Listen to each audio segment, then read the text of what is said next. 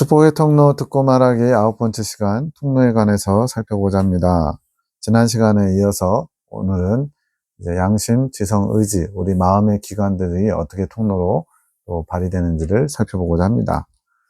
22년 8월 12일 나눔 시간 밤에 이제 8시 반부터 10시 반까지 말씀을 가지고 서로 나누는데, 그런 가운데 뜨거움이 퐁 하고 올라오는 것이 어떻게 느껴진 건지 잘 모르겠네요. 어쨌든 뜨거운 게 이렇게 퐁 이렇게 올라오는 느낌으로 느껴졌대요.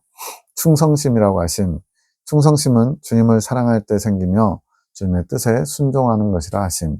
자, 충성심이 사랑과 연결되고 이것이 주님의 뜻에 순종할 때 이 충성심도 발휘된다는 거죠. 우리가 주님을 사랑하는 마음이 있는지 없는지는 즉 충성심을 하나님께서 보고 계시다는 거. 우리가 주님을 사랑해야만 주님께서 또한 우리를 사랑하시고 이끌어 가실 수 있고, 그것이 주님 보시기에 충성스러운 모습으로 나타나겠죠. 순종할 수 있는 환경으로 살쾡이를 허락하신 것이라 하심. 환상으로 살쾡이를 보여주셨는데 처음엔 고양인가 이렇게 생겼는데 더 큰 살쾡이였대요. 우리의 마음을 더 굳건하게 하시기 위해, 즉 살쾡이는 이게 뭔가 공격적인 느낌이 있는데 그런 가운데서도 너희가 내 뜻을 이행하겠느냐, 순종하겠느냐, 이걸 보시는 환상이었던 것 같아요. 주님께서 나눔 시간에 우리를 세세히 교정해 주고 싶어 하심. 그러려면 내가 주님과 하나가 되어야 함. 주님께서 뭘 원하시는지 주님의 마음과 뜻을 잘 알아야만 교정이 되겠죠. 그래서 세세히 이렇게 바꿔주시겠다고 주님이 원하신대요. 그러려면 더 주님의 마음과 뜻을 알아와야 되겠죠. 그래야 도구로 쓰실 수 있는 것. 문이 열리는 것이 보이는데 아침에 환상으로 보여주셨대요.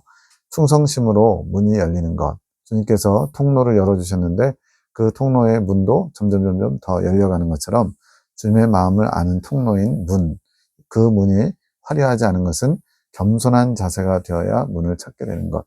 즉 나는 꽤 괜찮은 사람, 나나 되니까 이 정도 하지, 이런 어떤 자고하는 마음을 가지고는 이 주님의 마음을 아는 문을 열 수가 없다는 거죠. 그래서 화려하지 않은 모습, 겸손함을 표현하기 위해서 그런 문으로 보였다는 겁니다. 겸손은 성령의 소욕을 따르는 것. 겸손과 순종은 완전히 이코르예요, 이코르. 같은 거예요. 겸손한 사람이 순종하게 되고 순종하는 사람이 곧 겸손한 사람이고, 무엇에 순종하느냐? 성령의 소욕, 성령의 이끄심에 따르는 것. 성령의 이끌림을 받는 것. 이 문은 휘장 같은 느낌. 여기서 말하는 휘장은 성막에 보면 성소와 지성소를 가르는 휘장이 있죠. 그 휘장이 갈라지면서 우리가 그 안에 지성소, 하나님의 보좌가 있는 깊은 곳까지 나아가야 되는데, 이 휘장을 여는, 이 문을 여는 것이 바로 성령의 소욕을 따라서 겸손히 순종할 때 가능하다는 거죠. 주님과의 거리가 문 하나인 것 같은데 예전에는 통로가 엄청 긴 느낌이었음. 즉 주님의 마음을 모르고 주님의 이끄시는 방법을 잘 몰랐을 때, 성령의 이끄심 받는 것을 잘 하지 못할 때는 주님과 나 사이가 굉장히 거리감이 멀었는데, 이제는 문 하나를 사이에 둔 것처럼 가깝게 느껴진다는 거죠. 그만큼 성장했다는 의미도 됩니다. 주님에 대해서 좀 더 알게 됐다는 의미죠. 가나안 정탐 때 열린 지각이 다시 닫힌, 가나안 정탐하면서 눈이 열리면서 주님을 알게 되고 바라보는 시작점이죠. 근데 이것이 영적으로 계속 깨어있지 않으면 다시 닫히기도 한다는 거예요. 그래서 계속 성경은 깨어 근신하라, 그러므로 깨어있으라, 악한 자가 너희를 지금 삼키려고 찾아다닌다, 이렇게 말씀하는 거죠. 닫힌 지각이 다시 열리는 것은 영적 소망으로 이루어질 수 있음. 별표 100개를 해도 모자랄 것 같아요. 이렇게 주님을 알고자 하는 마음, 주님께 나아가고자 하는 그런 열린 눈, 이것이 닫혀버리면 내 스스로가 열기가 참 어려운데 한 가지 비결이 있다는 거예요. 뭐냐면 영적인 소망. 이 땅에 마음 두지 않고 주님의 나라와 주님의 의를 구하는, 먼저 주님의 나라와 주님의 의를 바라보는 그 영적 소망이 커져갈 때 다시 그 눈이 열리게 된대요. 영적인 욕심과 영적인 소망을 구분하고 있습니다. 영적인 욕심은 내가 원하는 것, 또 내가 원하는 그 때를 기다리는 것. 기다린다는 표현을 빼도 돼요. 내가 원하는 것과 내가 원하는 것을 하고 싶어 하는 것이 영적인 욕심이라면, 영적인 소망은 내가 주체가 되는 것이 아니라 주님의 뜻과 주님의 때를 기쁨으로 기다리는 것. 그러니까 영적 욕심도 있어야 돼요. 이 영적 욕심이 좀 더 자라면, 또 하나님의 빛을 받으면 영적 소망이 되는 거거든요.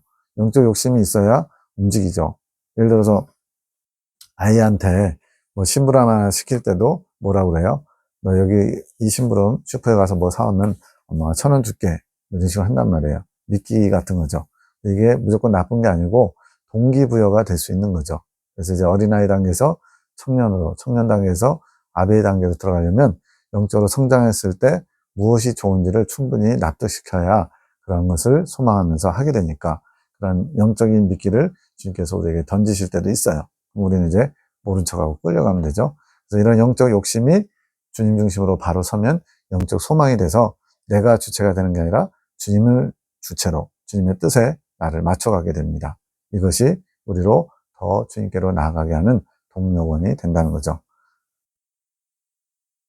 21년 5월 18일 사람마다 성령의 역사하심의 통로가 여러 가지가 있는 것이라. 쉽게 말하면 어떤 분은 이제 금식하면서 더 성령님의 임재, 주님의 이끄심을 느끼는 분도 있고요. 어떤 분은 성경을 읽으면서 깨달으면서, 어떤 분은 기도하면서, 어떤 분은 구제와 선교를 하면서 더 성령의 임재와 이끄심을 느낄 수 있는 경우가 있죠. 너희의 기질에 맞게 너희 관심도에 따라 그 통로가 발전되어 온 것이라. 그러한 너희 기질에 따라 내가 이끌어 가는 것이다. 이런 다양성을 인정하지 않으면 내가 걸어본 길이, 내가 지금 옳다고 생각하는 그 길이 맞다고 자기중심적인 그런 고집을 세우게 되죠. 그러다 보면 주님의 뜻을 왜곡하는 경우가 많이 있습니다. 21년 6월 29일 이제 마음 안의 기관들을 이제 살피는 거예요.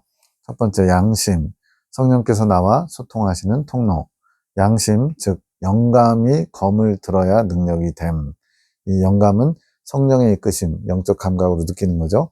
근데 이 양심이 검을 들어야 능력이 된다는 건 뭐냐? 이 검은 이제 말씀의 검일 수도 있어요.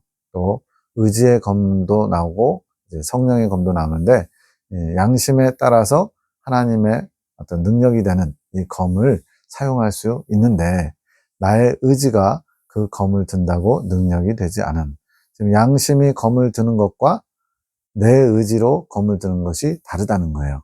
주체가 누구냐가 중요한 겁니다. 모든 것이 성령의 이끌림을 받아야 능력이 되는 것이다.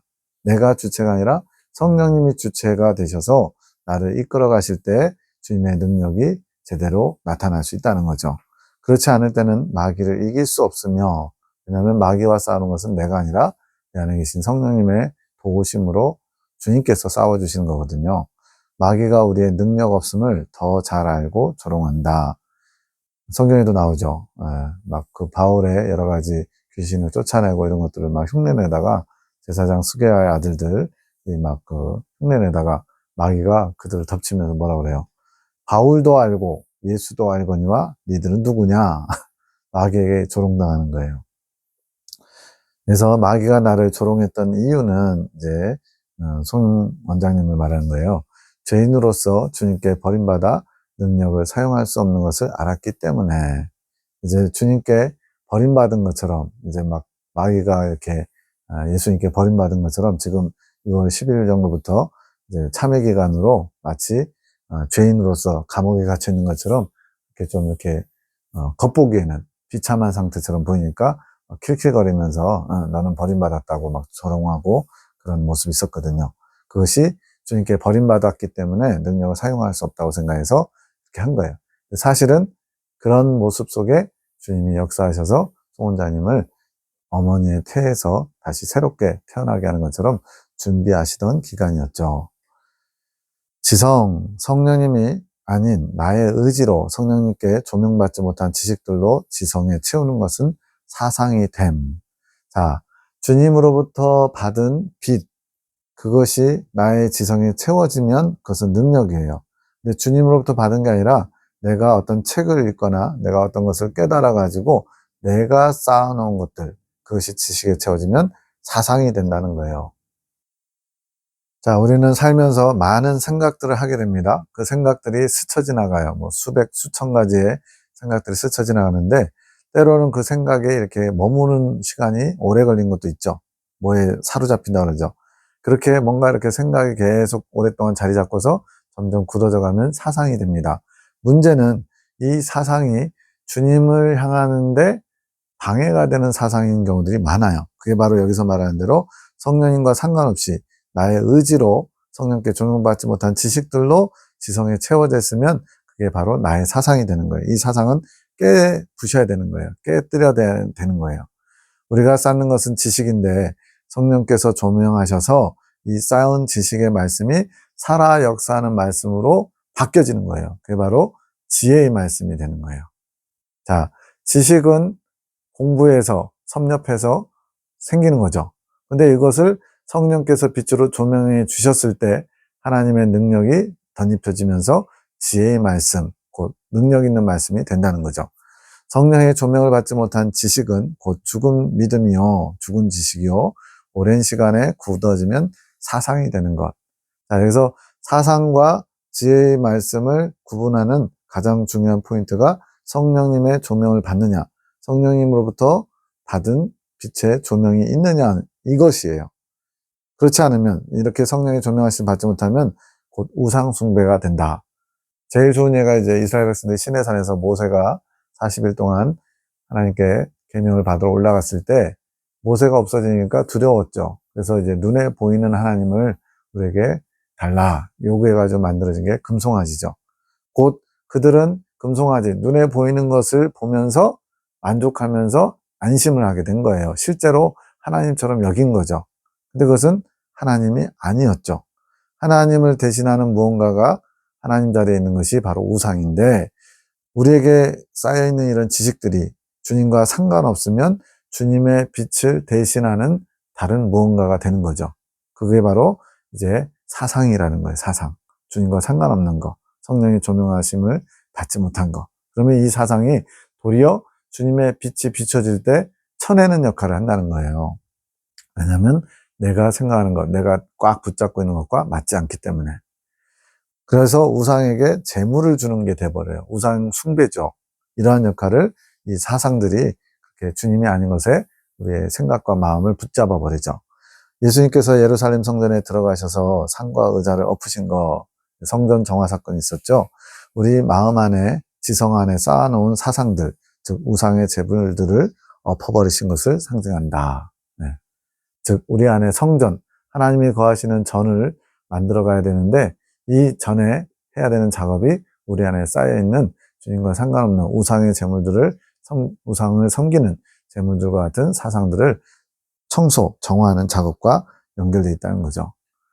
자, 의지. 지금 양심, 지성을 살폈고, 이제 의지를 보면 나의 생각, 정신, 혼이 주관해서 의지는 뭔가를 하고자 하는 바, 뜻한 바를 실천하고자 하는 어떤 그런 역동적인 행동으로 옮기기 전 단계의 모습이죠.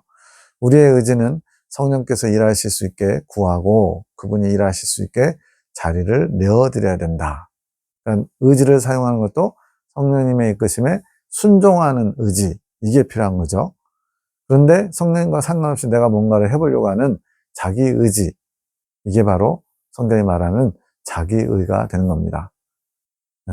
하나님의 의를 거부하고 자기 의를 세우려고 하는 자들, 로마서 10장 3절에 나오는데 자기 의를 이루는 게 바로 자기 의지를 발동할 때 그렇게 되는 거죠.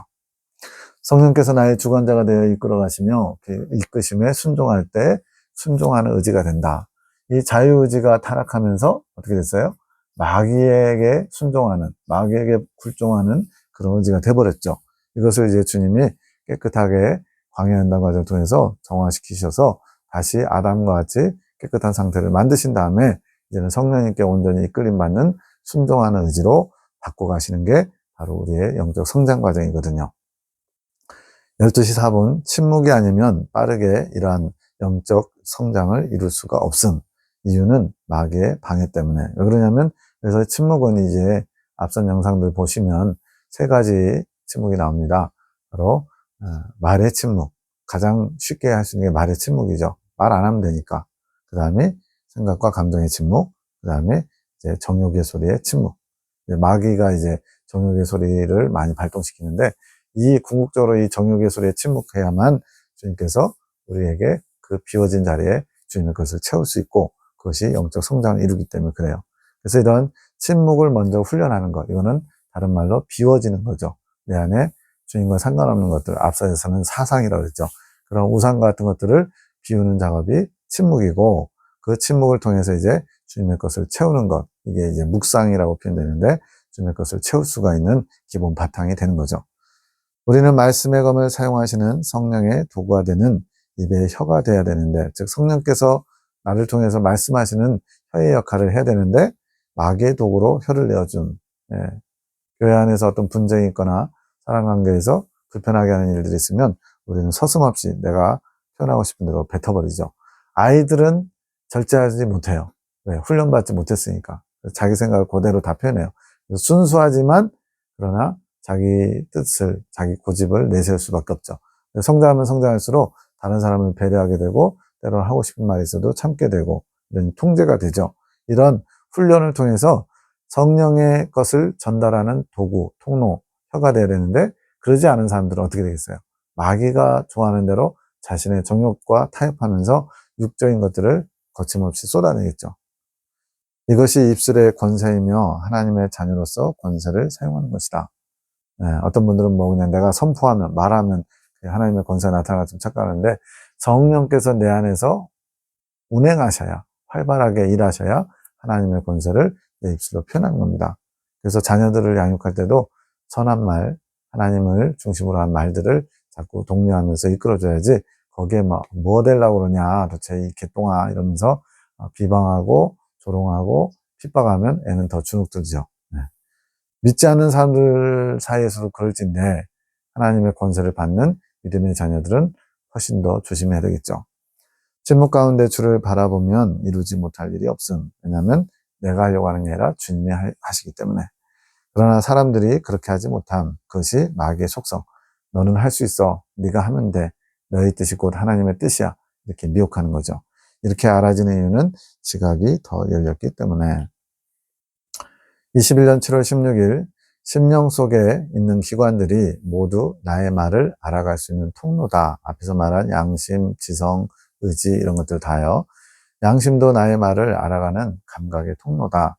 이제 성막으로 말하면 등대, 7등대는 양심을 상징하고요. 감정도 그 부분에 있다고 보시면 돼요.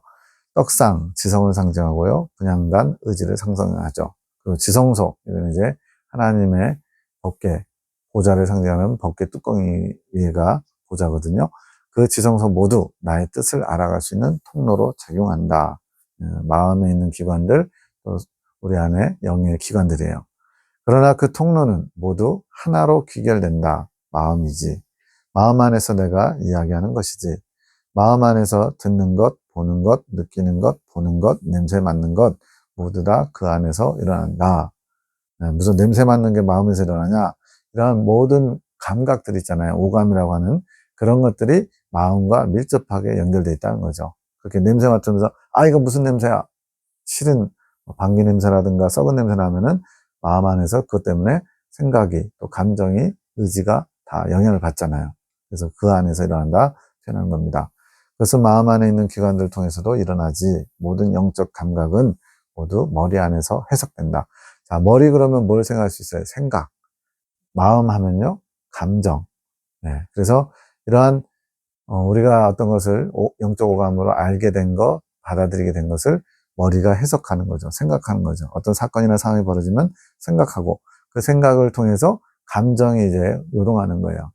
누군가 나를 불편하게 한 것을 자꾸 골몰하게 생각하면 불편한 마음들이 이제 감정의 자리를 잡으면서 의지적으로 이제 화를 낸다든가 복수심이 불탄다든가 이런 식으로 작용을 받게 되죠.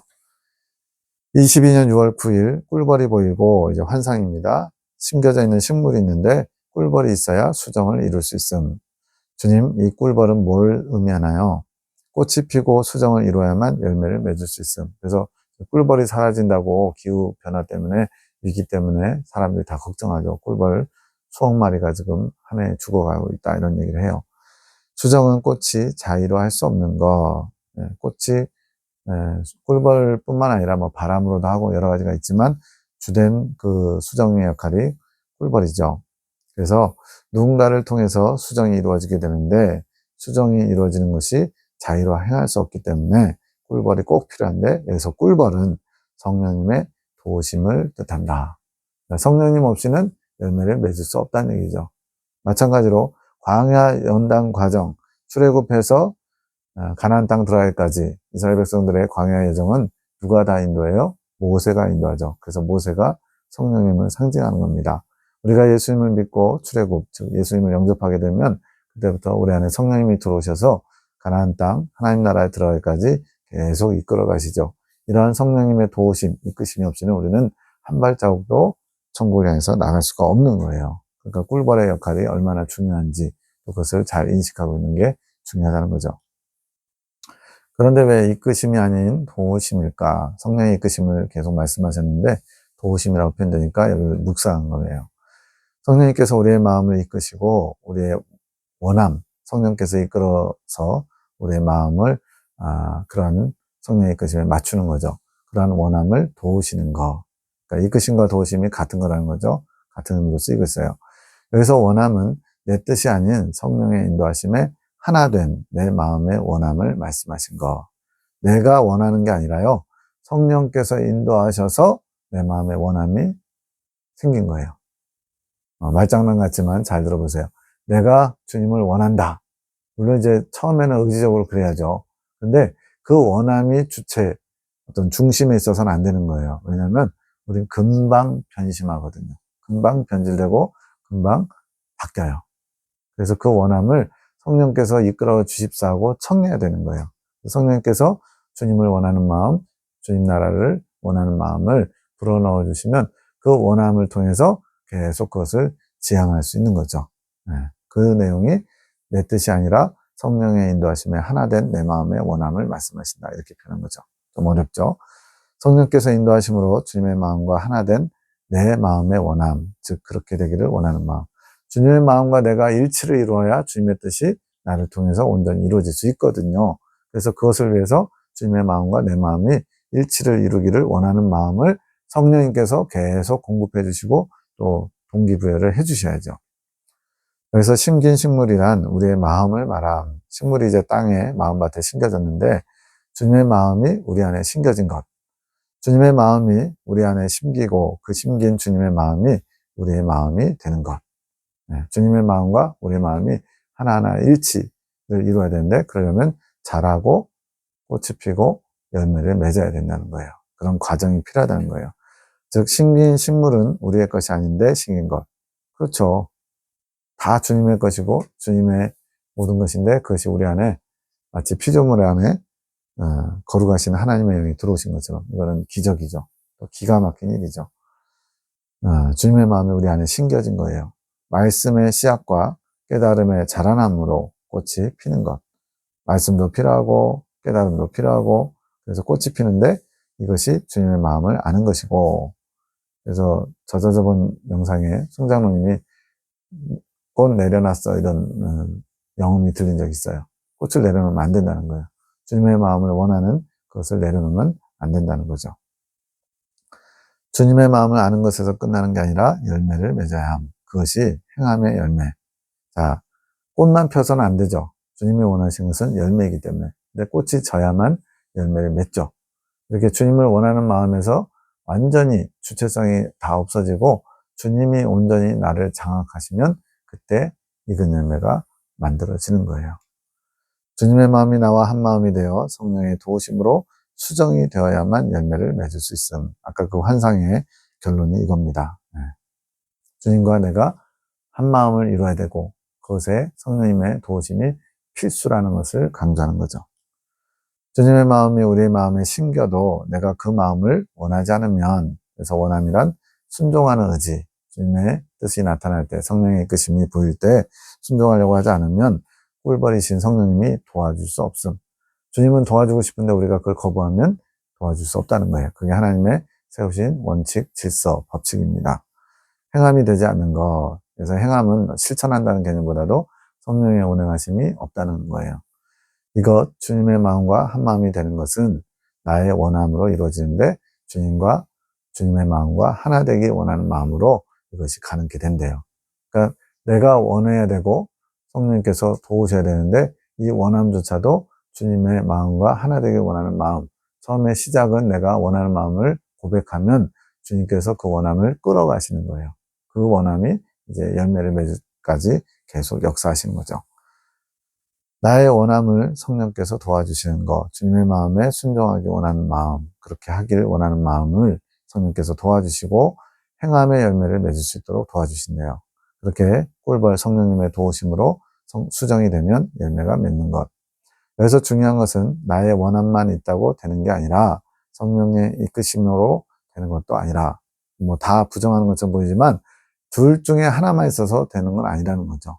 나의 원함, 준비된 마음, 주님의 마음과 하나 되고 싶은 원함도 있어야 되고 성령의 도우심, 준비된 마음에 수정을 이룰 수 있게 도우시는 성령의 도우심이 함께해야 열매를 맺을 수 있다는 것. 이것이 온전한 이끄심을 따라가는 삶이고 나의 준비된 마음 위에 인내가 있어야 되는 것. 자, 수정한다고 곧바로 꽃이 피고 열매 맺나요? 아니죠. 자라고 또 꽃이 피고 열매 맺기까지 때로는 바람이 불고 때로는 그 곤충 새끼들, 애벌레들이 파먹기도 하고 이런 여러 가지 시련들을 견뎌내야죠. 준비된 마음 위에 성령님의 일하심을 볼 수 있는 눈이 있어야 함. 우리의 의지는 통로의 역할, 의지는 뭔가를 하고자 하는 이런 의욕, 뜻한 바인데 이 우리의 의지가 주님의 이끄심에 순종해야만 비로소 열매 맺을 수 있거든요. 성령께서 일하실 수 있는 통로가 돼야 하는 것. 내가 취해야 될 것은 주님과 하나 되길 원하는 자세고 그 원하는 마음의 자세 위에 성령께서 도우시고 역사하시는 것. 우리의 의지로 하려고 해봐야 성령께서 일하실 수 없음. 마음을 내려놓고 그래서 자기 의를 발동하려고 하는 의지를 말하는 거예요.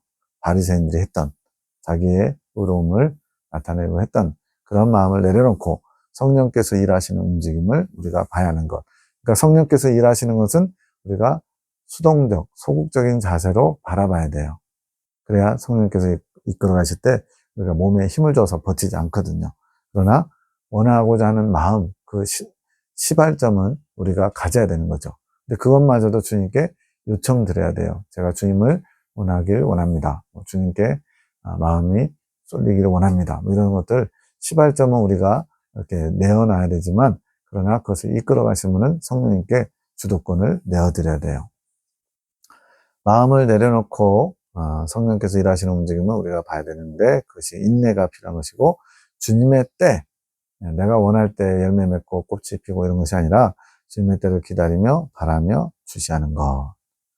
자, 정리하자면 심긴 꽃은 주님의 마음이고 나의 마음밭에 주님의 마음이 심겨서 말씀의 씨앗이 뿌려지고 그것이 자람으로써 깨달아지고 주님의 마음을 아는 상태가 꽃이 피는 것이고 이 꽃이 피어 주님의 마음을 알았다고 해도 아는 것에서 멈춘다면 자기 만족이 되는 것. 결국은 열매를 못 맺죠.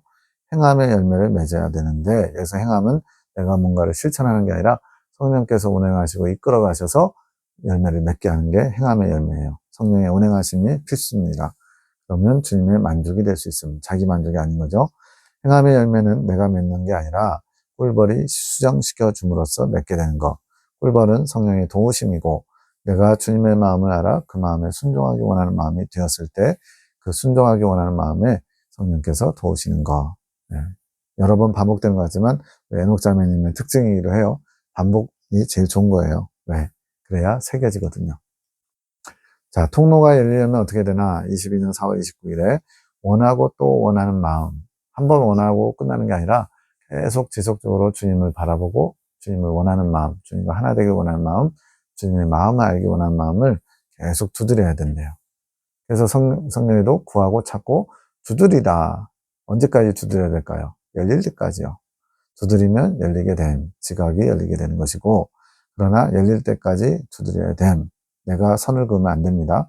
많은 사람들이 두드리기는 하지만 시도는 하지만 열릴 때까지 두드리지 못해서 포기함. 결국은 주님이 주시려고 딱 준비하는데 손을 걷어버리는 거죠. 통로가 열리는 것이 지각이 열리는 것이고 하늘 군대는 지각이 열릴 수 있도록 소원자님을 도구로 사용하신 것. 주님이 통로를 열어주셔야 우리는 그 통로를 통해 주님께 좋은 것들을 공급받을 수 있습니다. 21년 1월 16일 군사학교 일기생들 기도 가운데 겟세마네 동산에서 기도하시는 주님이 부임. 그러면서 음성이 들립니다. 그때 나의 심정이 어떠했겠느냐. 이제는 외롭지 않으니라. 제자들마저도 주님을 잘 이해하지 못했어요. 그래서 뭔지 몰라도 주님이 굉장히 힘들어 하시니까 슬픈 기색을 띄었죠. 그런데도 육신의 연약함으로 인해 잠들고 피곤해서 또 잠들고 그렇게 했죠. 이제는 너희가 있어서 외롭지 않다. 내가 얼마나 외롭고 춥고 배고프고. 왜 이 겟세마네 기도가 참 처절하냐면요, 주님께서 피땀 흘리면서 기도하잖아요. 혈안증, 극심한 스트레스 받을 때 모세혈관이 터져서 피가 모세혈관을 통해서 나오는 증상인데, 극심한 스트레스. 그래서 주님은 내가 심히 고민하여 죽게 되었다 합니다. 왜 주님은 그렇게 고백하셨을까요? 사랑하는 아버지 하나님, 성부 하나님과 창세 전부터 존재하실 때부터 항상 함께였는데, 이제 겟세마네 동산에서 온 인류의 죄가 담긴 잔을 받아 마심으로써 예수님이 의로우셨던 그분이 죄덩어리가 되시는 거예요. 그로 인해 아버지와 관계가 단절됩니다. 아버지는 거룩하시기 때문에 죄덩어리와는 결코 연결될 수 없잖아요. 그래서 주님께 버림받게 되는 거예요. 아버지께. 그 아버지와의 단절의 고통이 너무나 고통스러워서 주님이 극심한 스트레스를 받습니다. 3번씩이나 동일하게 기도하면서 아버지와 할 수만 있거든 이 잔을 내게서 옮기시옵소서. 이게 주님의 심정이에요. 그러나 이 다음이 중요하죠. 내 뜻대로 마옵시고 아버지 뜻대로 되길 원합니다. 그런 마음의 고백을 하기까지 주님도 엄청나게 외롭고 춥고 배고프고 슬프고 그랬다는 거죠. 너희는 나의 친구들이라. 나의 외로움을 달래주고 나를 따뜻하게 해주고 나의 주림배를 채워주는 나의 벗들이여. 주님께서 이제 하늘 군대를 훈련하시면서 이러한 만족을 고백하시는 거예요. 나의 벗들로 인해 내가 기쁘다고 오늘은 알려주고 싶구나. 주님의 마음을 아는 자들이기 때문에 알아가는 자들, 뭐 다 안다고 할 수 없죠. 조금씩 알아가는 자들, 알려고 하는 자들이기 때문에 주님이 기뻐하시는 겁니다. 힘을 내어라. 기도 외에는 나를 만날 수 없느니라. 기도 외에는 이런 유가 나갈 수 없다. 능력이 나가는 것뿐만 아니고 주님을 만나는 것도 기도로. 그래서 이 기도는 얘기하는 기도보다는 주님을 지향하는 마음 자세, 그거를 보는 것 같아요. 주님을 향해 계속 집중하고 주목하고 내게 뭐라고 말씀하시는지 들으려고 하고 나의 마음을 주님께 계속 올려드리고, 그런 기도에는 나를 만날 수 없다. 나를 만날 수 있게 힘차게 기도하여라. 너희의 아름다움이 나의 눈을 한시도 뗄 수 없게 하느니라. 주님의 관심이 여기 있다는 거죠. 나의 사랑하는 이들이여 내 사랑으로 보듬어주고 축복하노라. 여기에 대해 또 화답합니다. 네, 주여 감사합니다. 소리 높여 감사 올려 드립니다. 아름다운 소리로 당신의 길을 즐겁게 해드리기 원합니다. 기도를 내 욕심을 채워달라고 구하는 기도하면 아름다운 소리로 주님의 길을 즐겁게 못하겠죠. 주님이 원하시는 기도를 할 때 이것이 가능하죠. 저희가 주님의 양식을 채워드리고 목마름을 채워드릴 수 있는 영광을 허락하심을 감사와 영광 올려드립니다.